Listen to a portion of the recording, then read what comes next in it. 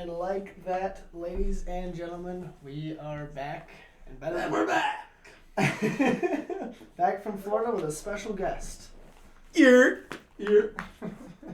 E. What's the word? E has entered the building. E has entered the building, officially the first guest on the podcast. Honored. Truly. First First official guest. We did have a special appearance by Stove We got in Florida, which was really interesting. He was the cream in the middle. He was the cream in the middle. You'll see that in the other episodes, bro. So now what? It's a reverse Oreo? Yeah. It is a reverse Oreo. It is a Yes, reverse, it is a reverse Oreo, dude. Sometimes you gotta switch it up in life. You gotta zig it. You gotta zag it. I want cookies in my cream today. Ooh. What's the best kind of Oreo? OG. Just the OG. Because they low-key did too much with the double stuffed. Double It's stuff too can much, be fire. bro. But when you're a kid, when you're just a chubby little, Or when you're little drunk. sixth grader, Or high. and that's all you want is just that cream, bro. No Diddy. pure- No Yeah, Diddy. pause on that, bro. Bro, It's dude. it's facts. That It is- double stuff just hits different That's what when she you're said. when you're playing Black Ops 1 Yeah. for 8 hours straight. It's just pure sugar, and they're like, Yes. can I get twice the amount of Yes. sugar? I don't know, but the yellow Twice the ones cancer are overrated though. The golden Oreos or whatever, I them went- bitches are overrated. You kind of go through Not phases good. with them though. Nah, You I kinda never go- was I fucking don't- with dude, those, I to don't be know, honest. man. Any Nothing wrong with alternate, no vanilla, bro. any alternate flavor to me is not cool. I want just the straight, the OG. OG. want Okay, the Double so do you stuff, feel- thin. Double stuff is too much. It bro. depends on what They're- mood they're I'm being- in, though. They're being greedy with the double depends stuff. on what mood I'm in, though. Here's the thing. Let me say something real quick. The double stuff is a microcosm from America for America. I mean, dude, just the I feel like the single I stuff feel like it's a alone- cookie, nigga. Yeah. It is that as well. It is that as well. Sometimes I'm in the mood for a double stuff if I'm feeling crazy. Sometimes I'm in the mood. They have the thin ones now. Yeah. Ooh. The thinner Oh, yeah. ones. Thin ones. Now, If I freeze want, them, freeze if those, I want, you freeze them freeze and dunk them in Oh. some milk. Yeah. But See, and that's sometimes I'm in the OG mood. That's a different. Yeah, that's a whole Those different three I thing. feel like are the hallmarks. And Yeah. once they get into like they have like birthday cake ones now. Oh, dude, no, Nah. that's too much. Okay, but do you feel that way with like other snacks, like Doritos? I'm not gonna lie, man. Are I'm you, not a like- big snacker anymore. No. Well, like I'm as a not- kid, like what was your? Because you say you're OG. Yeah, Do you feel yeah. that way about any other foods or Oh, yeah. snacks? I mean, I think the spicy sweet Doritos are the like sweet chili. the sweet chili. Oh, Yeah, those perfect. ones are like generational. That's like a LeBron. Generational. That's like a LeBron level snack right there. I've those, never- those broke the mold. Yeah, I've never yeah. liked Doritos, and I don't know why, but they Uh-huh. have had a fucking chokehold on society for a minute, dude. Doritos are And solid, what is it bro. about Doritos They're that flavored people tortilla fucking love? chips. They're flavored tortilla chips. Exactly, That's yeah. it. I mean, That's it? It's crunchy. It's flavorful. But Dude. I will say though, the sweet chili is the best Dorito for me. That one is like that's the one. It is interesting because you always talk about The capitalism. purple bag. You always talk about capitalism and how people are just trying to recreate the same thing over and over Uh-huh. again without Yeah. being innovative and push into a new space. And it's like we're talking about the 20 different types of Oreo fucking cookies. Exactly. The fucking million different types of Doritos. It's amazing that they can even do that, and And we're all just fucking suckers for it. Yeah, And we're like, dude, yeah. we need this shit. Like, Like how? every one of us, every single one of us falls for it. it just makes it so it's so you have a select number of people that like Doritos, but then you just make a Dorito for every single type of person that exists. You just Yeah. can't say no. Yeah, literally, you cover all the bases. Yeah. I remember as a kid, one of my earliest memories of my oldest brother was me sitting on our stairs eating Doritos. I was probably like 3 or 4 years old, and he's like, "You know Doritos will kill you, right?" Which brother? That was is dated. fucked. Yeah, well, You know those are gonna kill you, and I was just sitting there Yeah. like, "What?" not a great thing to say to a child, but No. also not wrong. Not wrong. He wasn't wrong. I mean, Wasn't- he's in the long run. What is it about certain? Because everyone has this certain memories in your childhood that just stick with you. You know, you Yeah. have certain moments, and sometimes they're not even. Sometimes they're not even like important at all. Sometimes they're Totally. just complete BS. But for whatever reason, you always remember because that. I feel like a lot of them are like world breaking. Yeah. You know, they're like. Switches up your world. Yeah, you're living within the confines of like a more like I don't know. Are you saying like it opens up your perception in a way? Yes, Like yes. it changes your The perspective? more you grow up, the more you perceive the world for how it actually is, and like the reality of stuff. You know, I you lose your feel like innocence. So I like have my a brother question. saying they're gonna kill you, I'm like, what do you mean? Holy This shit. gonna kill me? Yeah. Like what? I thought this tastes good Right, to me. You right, know? and that makes sense. But also, what I was kind of saying too, that there's also memories in your childhood. I'm sure in my childhood, everyone's childhood, Yeah. where you just remember certain little weird things that don't that necessarily don't have a severe necessarily have impact some on crazy impact. Yeah, Like that makes yeah. sense because he like such a harsh, critical. Totally, Like, as totally. a But you child. might remember just But like at the same time, it's also just about Doritos. Like Yeah. it's a harsh Yeah. critical Yeah. thing as a For kid, sure. but Right. like now Right. looking back, it's like Doritos. he was just talking about definitely, chips, bro. definitely, Right. definitely. Yeah. It's just interesting I why don't know. certain memories stick with us What- as kids. What's the like the oldest, farthest back, like youngest memory that you have? Like I feel like that's something that I think about all the time. Is like I don't really remember at what point did you At your become first sentient memory. to the point where you could remember things, because I feel like there's levels of sentience. Like Yeah. For sure. you know what I mean? For Like sure. animals and shit, they're sentient. They know what's going on, Totally. but they also Yeah. are sentient on a different level from us. You know, whereas Absolutely. same with babies, toddlers. Like you hit these different levels Stages. of yes. stages of like you have an understanding of who you are, what's going on, whatever. Totally. So what's the oldest? What's the first thing that you can like remember? That you can know, recollect that you from can your memory. recollect from your From childhood. when you spawned in on the simulation. Yeah. That's Like a I think really my good question. oldest one I think I can remember is just laying in between my parents in their bed. Like Yeah. I don't remember no crib shit. I don't remember none of that, but I remember being a kid when my parents were still sleeping in the same bed Yeah. and laying in between them. What age You was know. that? What how early That's back what I did you don't go? know, right? Yeah. Like that's what I can't place is like Yeah. I don't know at what point that was I 4, was I 5, was I Yeah. 6. I know that by the time I was 7, 8, my mom was sleeping on the couch. So Yeah. like that was, that's where I can kind of make that distinction, but I like I don't know, it's like interesting. Like that's the first thing I remember is just like rolling around in between them, being a little menace, keeping them up at night, I think mine is like eating honey toast with my mom in her bed, Yeah. and I was probably like 3 or 4. Right, Yeah. It's interesting. And then I would say for me, Food again. yeah, again, yeah. I don't know exactly for me, but it would probably be I think around like second grade. I remember like sitting there when we were all like when the teacher was reading the book, we're all sitting on the mat and thinking to myself like, this is kind of pointless. Oh, yeah. What are we doing? I remember thinking that like in second grade. That's like the earliest thing I can remember back to. Mm. But I don't know how fucking old I was. That dude, Second grade. that What early were you in on, second you grade, you were seven? questioning. I was questioning. Yeah, I was very very skeptical early on, and still am. You still are, yeah. Which is good. It's a good thing to be skeptical, but not overly skeptical. For sure, but Because I a feel like close- for a second close- grade, bro, I was Yeah. just rolling with it. I was Just like, vibing. this is great, dude. Just I'm- vibes. this is- That's true. Also, my parents are old, For and sure. so I think that because having older parents, it kind of changes the way that you develop as a child. Do you think so? Yeah, but also going back to what Elijah was saying initially with when's your that's an interesting thought you had there with what's your earliest memory that you can recollect. Mm-hmm. I remember listening to the initial Joe Rogan and Terrence Howard podcast, and that's the first time I've heard someone say something like that before. He mentions Terrence Howard mentions being able to recollect when he was in the womb. Yeah. Have you heard that? My dude. Yeah, nigga T. Howard lost the plot. I ain't going You know, with you, bro. you know who else says that? Fuck with my me. my oldest brother. Dayton. Yeah. Really? Yeah, he says that. Very interesting. Which I don't know. Yeah. I don't know if that's possible, but maybe. I mean, I guess I feel like obviously there's people can lie about anything. false memories exist. Yeah, you can convince yourself For of sure. anything. For sure. Yeah, for sure. But let's say hypothetically that he's not. Both of these people aren't lying. Some individuals can recollect all the way back then. That is freaking bizarre, dude. Yeah, That's hard to comprehend. for sure. But there's also people with like photographic memory. So like I don't. It could be It's possible. possible. Yeah. It could be possible. Yeah. I feel like that would almost be torturous in a way. You almost wouldn't want to have that brain capacity to be able to. It would just maybe a little overload. Do you think they feel like that, or is that just what they're so used to that it's like normal? You know. That's a great question.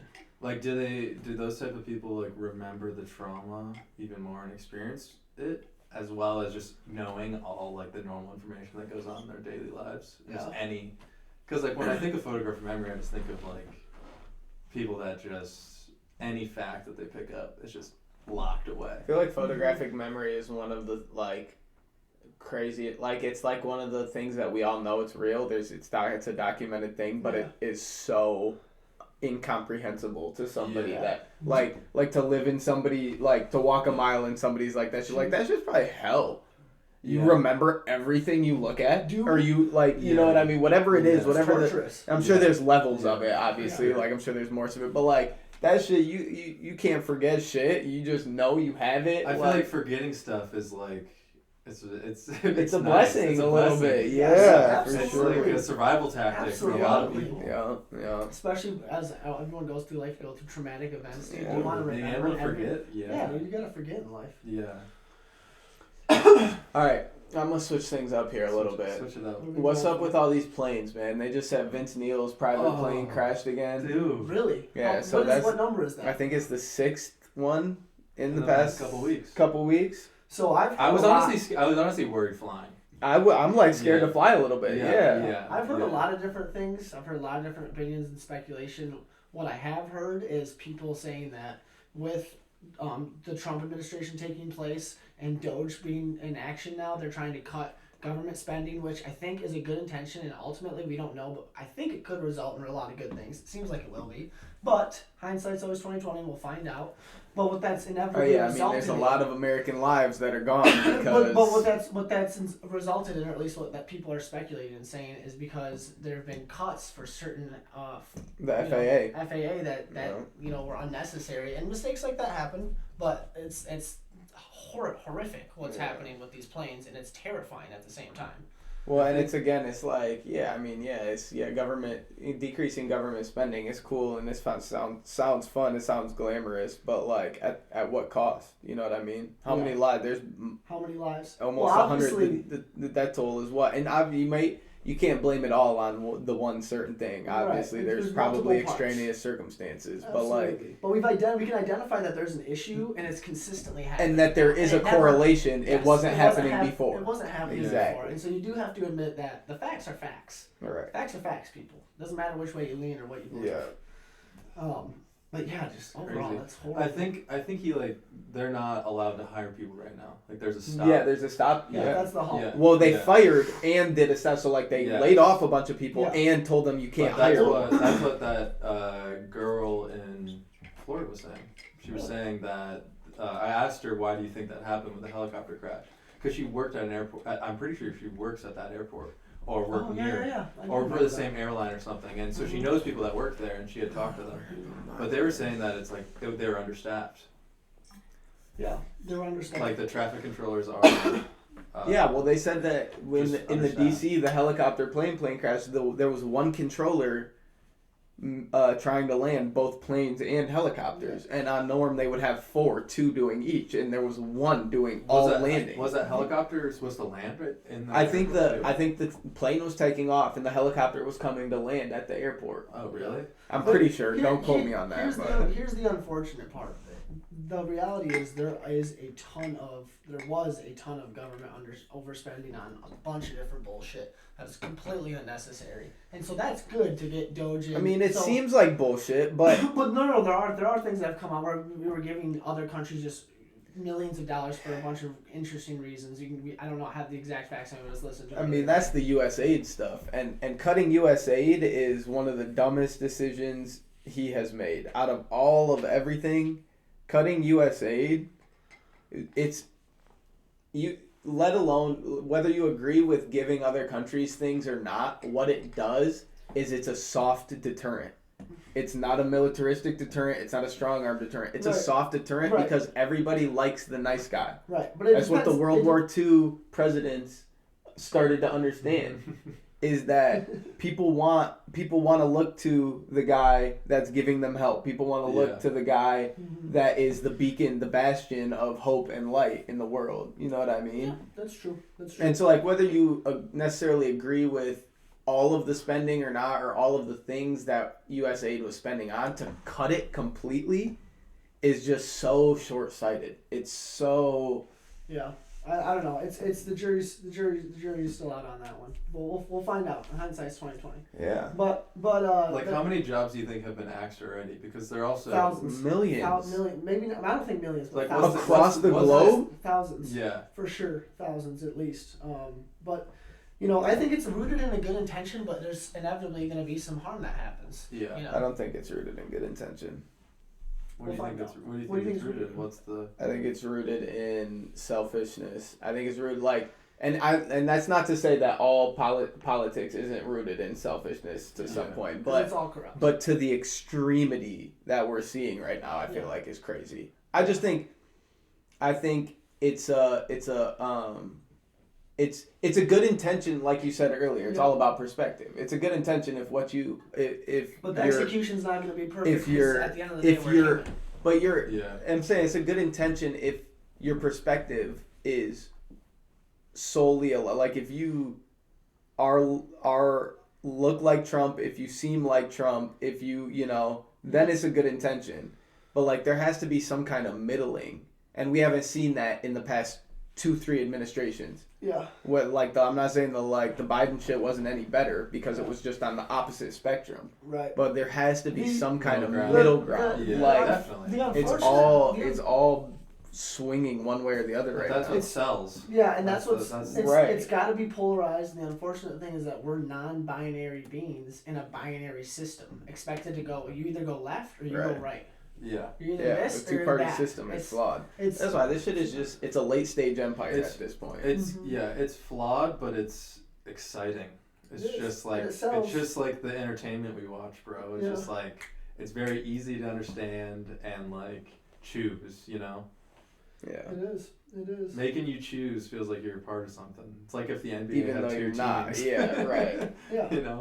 And it was just East versus West. And you get to identify with that team. The unfortunate part is that you have to instead of being like a decision of this or that. It's not. But you'd think that there'd be more people in the middle ground to support a third party.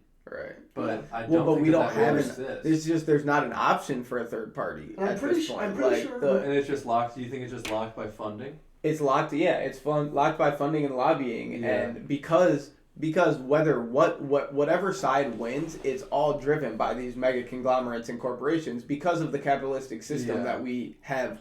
They're not I'm not solely totally anti-capitalism, but hybrid. The capitalistic system is what props up this two-party thing that we have going because it's the best we've got so far right now, which you do have to be grateful for, but it is unfortunate with some of this bullshit because when we were talking to these girls in Florida, I asked them, I think it was the Swiss or Schwyz. The Schwyz, yes. Swiss Germans. Yeah, the Swiss Germans. I asked them if what their political system looked like and how that worked. Yeah. And they're like, no, it's nothing like your guys. There's 4 or 5 different parties. There's a couple main ones, but they were explaining to me that there were so many different options. And it's then that obviously exists in other parts of the world. They could hypothetically one day, potentially be a part of the system now. What has to take place? What has to transition for that to happen? Who fucking knows, dude? Not me. I don't fucking know. I'm just saying bullshit. But it's weird because there's more options there, yet there's less types of people there.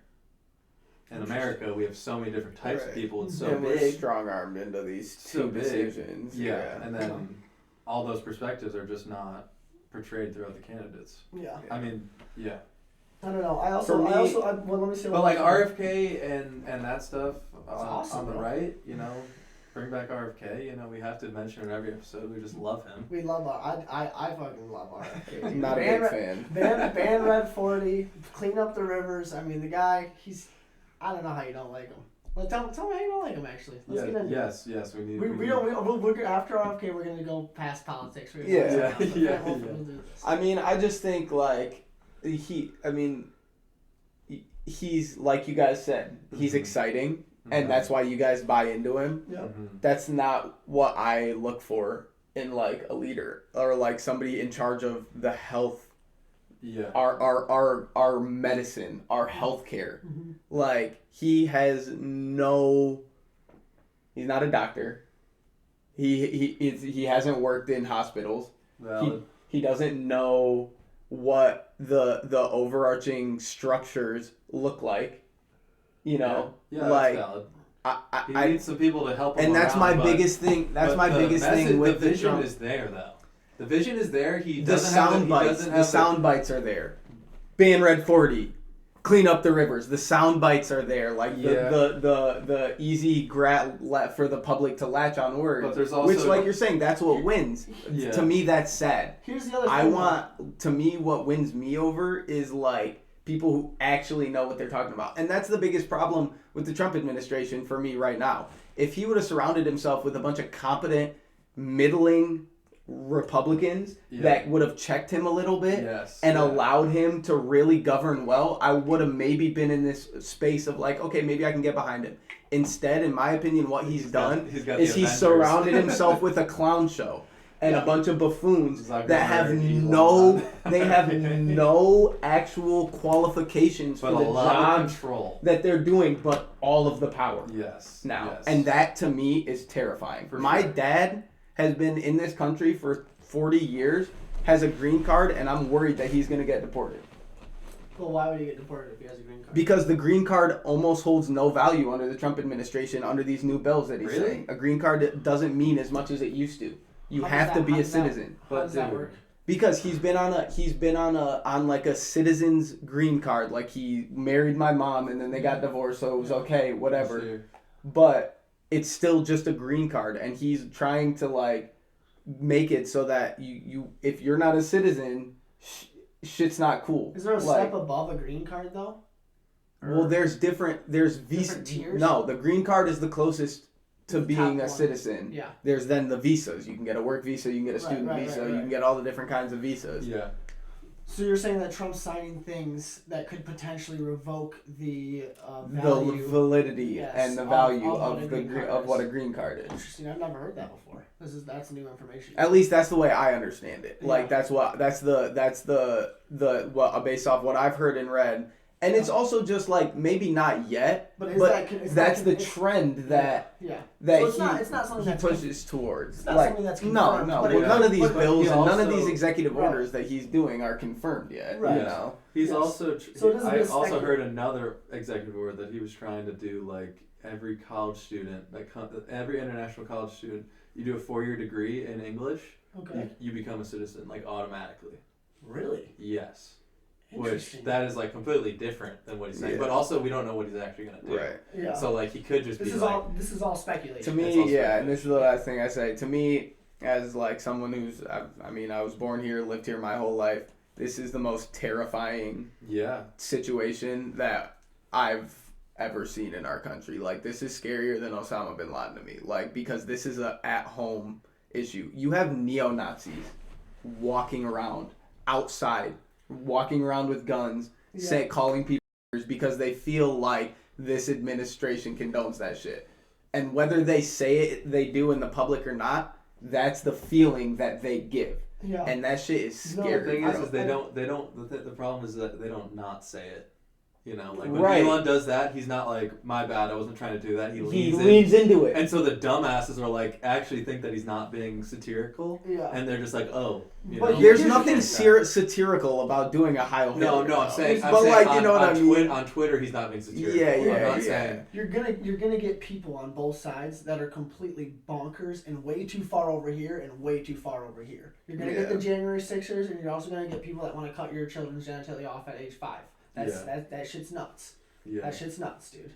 So you're gonna have just wild people on both sides. That's inevitable. My thing is there are people like that. I've seen the videos. People, I think it was in Ohio. They stop in over a highway. That's happening all over. They have these crazy signs, and it's dude. I agree. That is completely insane. And the other thing is at least before you had a choice. If you wanted your kids' genitalia to stay where they were, they could stay where they were, and no one was telling you had to take them off. But if you wanted to take if your kids wanted their genitalia off, they could have their genitalia off. Now there's no choice. And that's the biggest thing, is like we were given free will by the Lord, and now the government is taking rights and free will away. Like but should a kid have the ability to cut their genitalia off? No.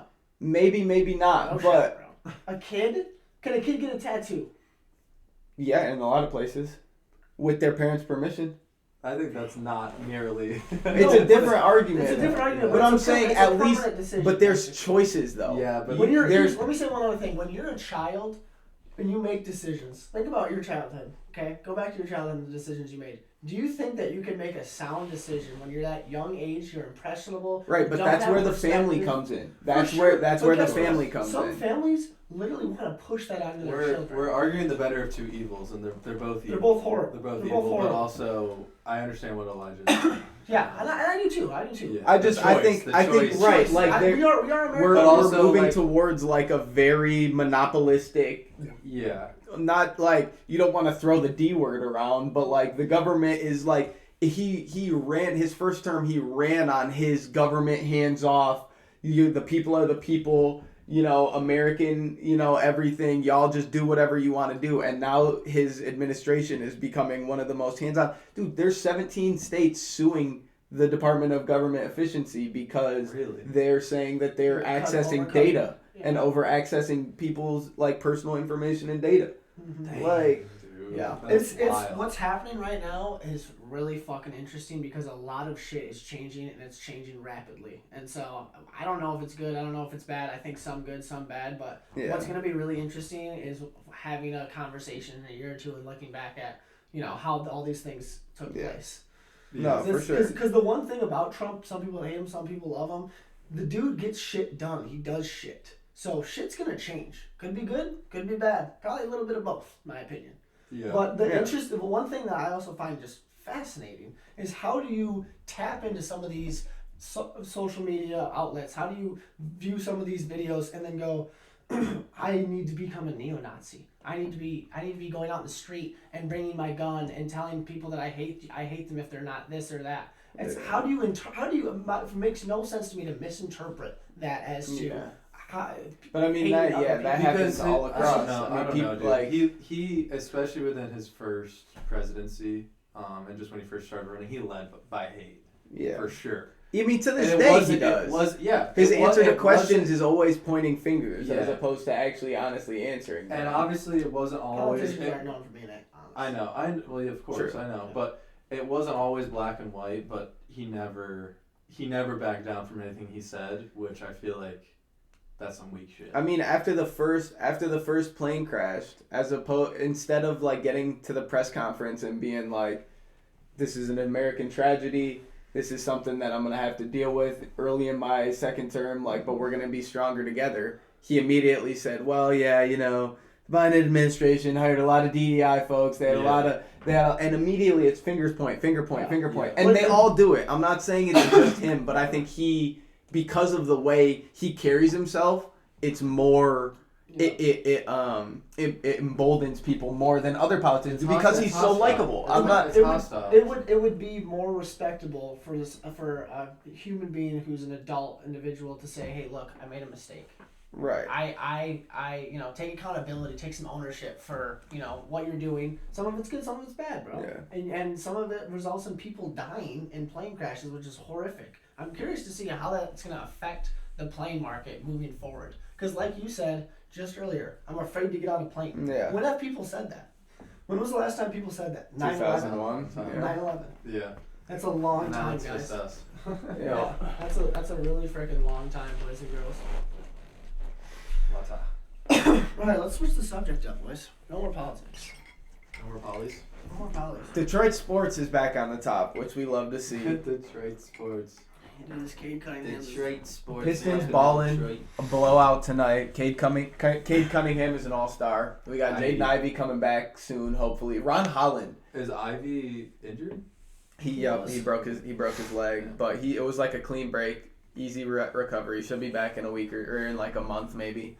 Ron Holland, our rookie, has been really good. Asar Thompson got over the blood clots and has been a defensive fucking problem. My guy that I really like, because I think he has the highest ceiling, is Jalen Duran. Yeah. Jalen Duran, to me, is a super exciting guy because he's young. He's got a lot of potential. He can run the floor. He can grab a rebound and he can put it. I mean, he's. I just really like Duran too. I agree. I think he's got a very high ceiling. My problem with Duran is, and it's one of my problems with the NBA right now too. So I think Duran might not be the right type of center to play next to Cade. Cade is so much focused on going downhill, getting to the basket, finishing at the rim, getting to the middle of the paint and kicking. Yeah.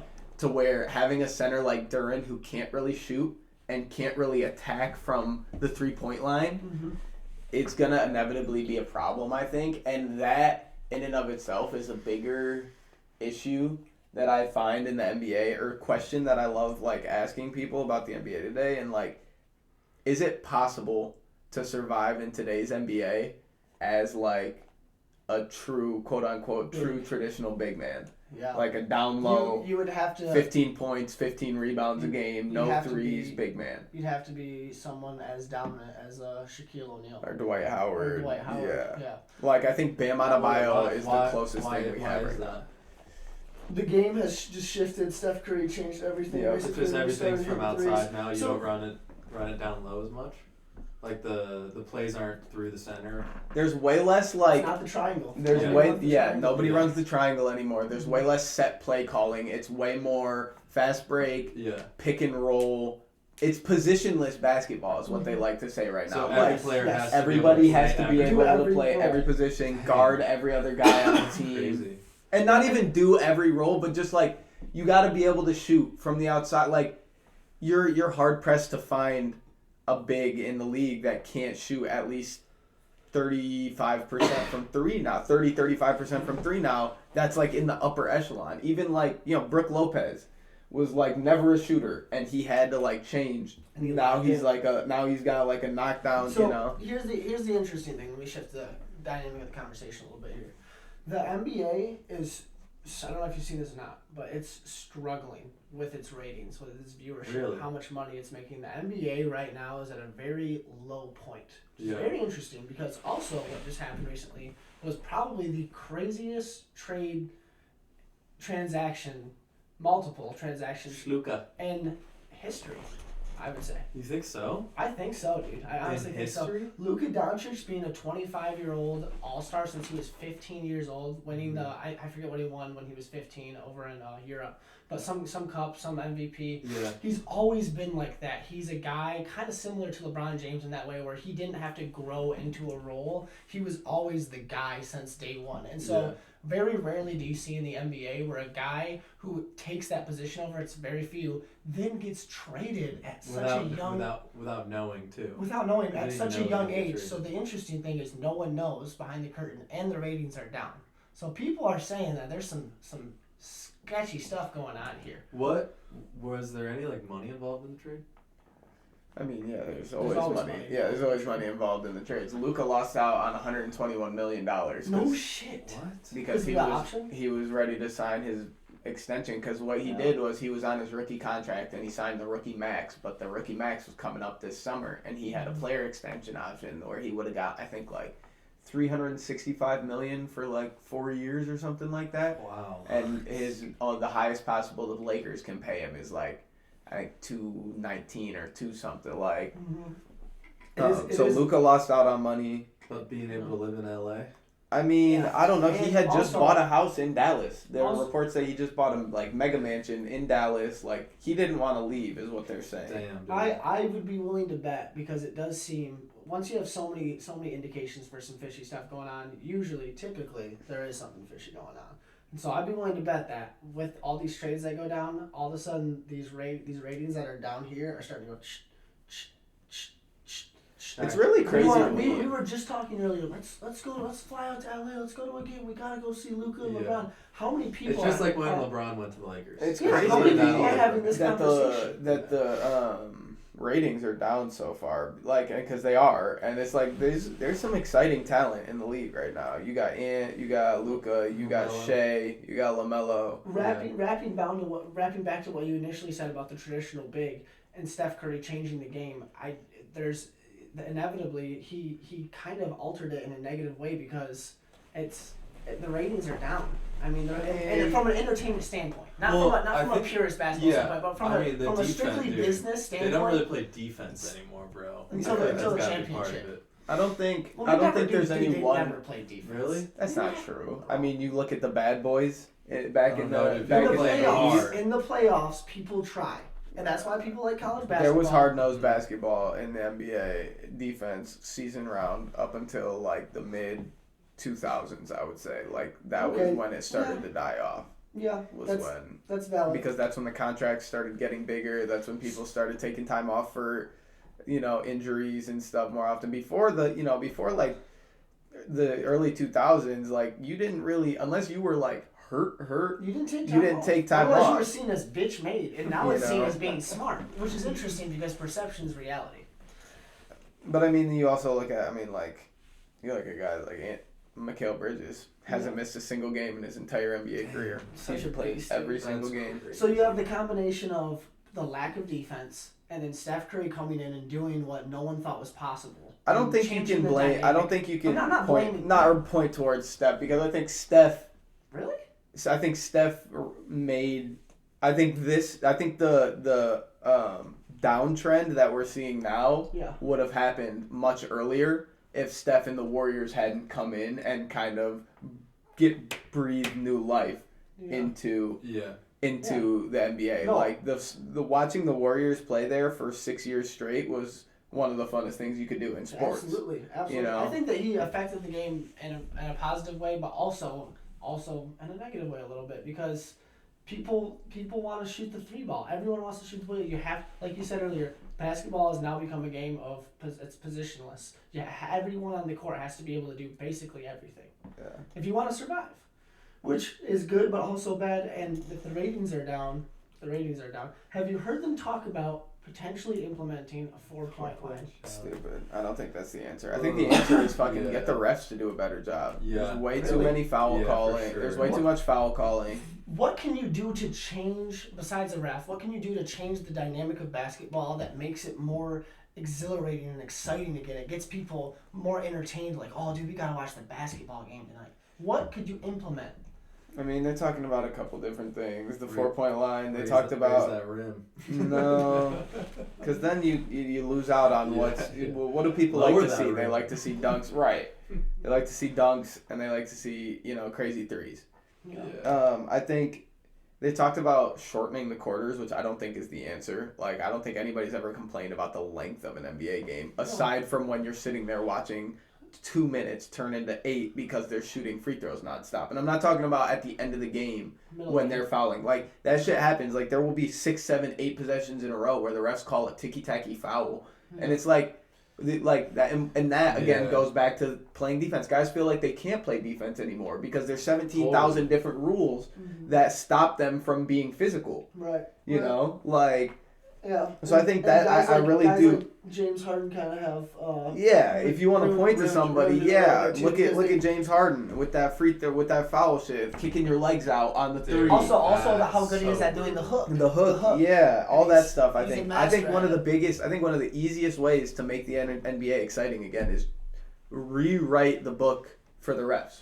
Definitely. Make In it what so way? that more loose. Let players play more. Let it be more physical. Definitely. Allow a little bit more hand checking, because throw a little bit of MMA in there. Get Dana White on the fucking board. Yeah. Right now. Aggressive. yeah, instead of Dana for a White. jump ball, just let's put up the 1s and 2s instead of doing a tip off and just give me 30 seconds. Give me a little back and forth. Give me round 2 of Malice at the Palace. Give him That's one, exciting. Give him one more foul.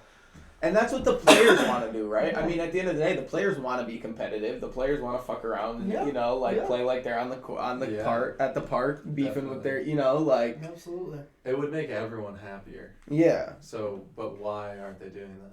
I just think because it would ultimately result in more injuries if you give the players a little bit more leeway. Yeah. That's inevitable. Yeah, that's true. So that's an issue, because more injuries. What does that result in? Less viewers, because less of your best guys can play. It also, I also think Also, just paying injured players.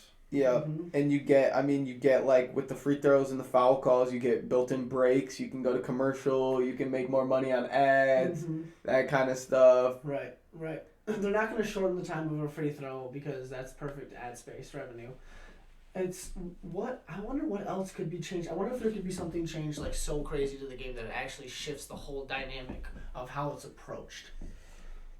Yeah, but that's a slippery slope too, right? It is. Because And here's you the other know, thing. like, Do you see Adam Silver maybe potentially implementing something like that if the ratings Silver, continue to do- Silver is a businessman. He don't even really fuck with basketball like that. So he's gonna do some radical stuff, I think, if they continue to downtrend. Mm-hmm. He's gonna I do what he think needs he's to do. banking on the fact that this young generation is gonna revive it. Luka and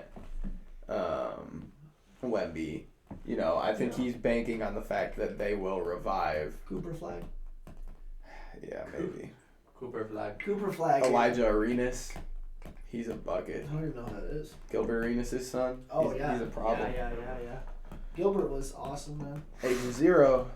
Agent Zero, dude. He didn't get enough praise or recognition, in my opinion. Nigga shouldn't have brought that gun to the locker room, man. Yeah, don't play with Agent Zero. Shouldn't have brought that damn gun to the locker room, man. Shout out Gil's Arena, though. I'd be happy to be a guest. Yeah. So, maybe one day when we get big here, you'll be on Gil's Arena, my boy. First rip. You won't have to be the Oreo. But yeah, shout out to Yes, Pistons. you won't have to be the Oreo. Yeah, I'll be the lightest nigga in there, to be honest. I think you might be the lightest dude in here right now. It's because I'm in the center of the light, bro. You got me looking like It's the light. You got me looking like Casper Ghost out here, bro. That shit crazy as fuck. No, the light did him dirty, but we Maybe did also just get back from Florida, as you guys know, Maybe on their two podcasts. So we did have a little sun advantage, advantage. Y'all did me bold, man. That's how it is. That's why you wanted me in the middle Yeah. back. I get it. It was all a plan. This is all premeditated, ladies and gentlemen. I get it. Yeah. Man. I think that's pretty good. All right. Well, ladies and gentlemen, thanks for tuning in. Really appreciate you, and have a great rest of your life. Bang.